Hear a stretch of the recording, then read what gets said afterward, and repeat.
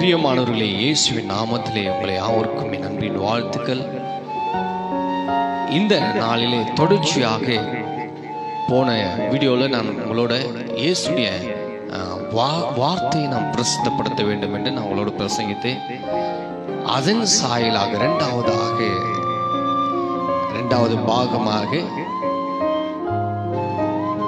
அவருடைய நாமத்தை பிரசித்தப்படுத்த வேண்டும். இரண்டாவது, அவருடைய நாமம் ரொம்ப முக்கியமான செய்தி.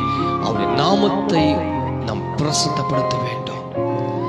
1 நாளாகமம் 16ஆம் அதிகாரம் 8வது வார்த்தை, ஹல்லேலூயா, கர்த்தரை துதித்து அவருடைய நாமத்தை பிரசித்தமாக்குங்கள், அவருடைய செய்கைகளால் ஜனங்களுக்குள்ளே பிரசித்தப்படுத்துங்கள். ஹல்லேலூயா. இங்கே அழகான இந்த வார்த்தை கவனிங்க. கர்த்தரை துதித்து, முதல்ல என்ன செய்யணுமா? கர்த்தரை துதிக்கணும். ரொம்ப பேரு கர்த்தரை துதிக்கிறது இல்லை. கர்த்தரை முதலாவது வர்ஷிப் பண்ணுங்க, அவரை துதிங்க.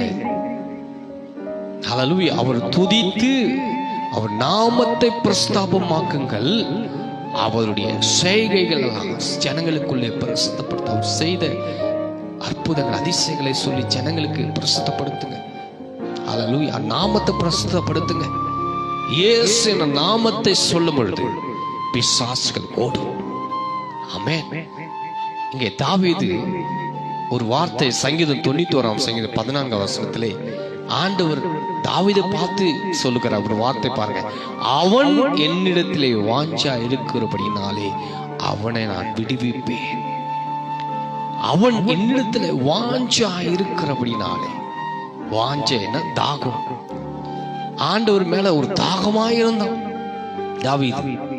எப்பவுமே ஆண்டவர் துதிப்பதிலே அவன் தாகமாயிருந்தான். அவன் ஆண்டவரிடத்தில் தேடுவதிலே ஒரு வாஞ்சாயிருந்தான். அடுத்த வார்த்தை பாருங்க, என் நாமத்தை அவன் அறிந்திருக்கிறபடினாலே அவனை உயர்ந்த அடக்கத்துல நான் வைப்பேன். இயேசு நாமத்தை யாரெல்லாம் அறிந்திருக்கிறீர்களோ, இயேசுவின் நாமத்தை யாரெல்லாம் பிரஸ்தாபப்படுத்துகிறீர்களோ, ஆண்டவர் சொல்கிறார், அவனை நான் உயர்ந்த அடக்கத்திலே வைப்பேன்.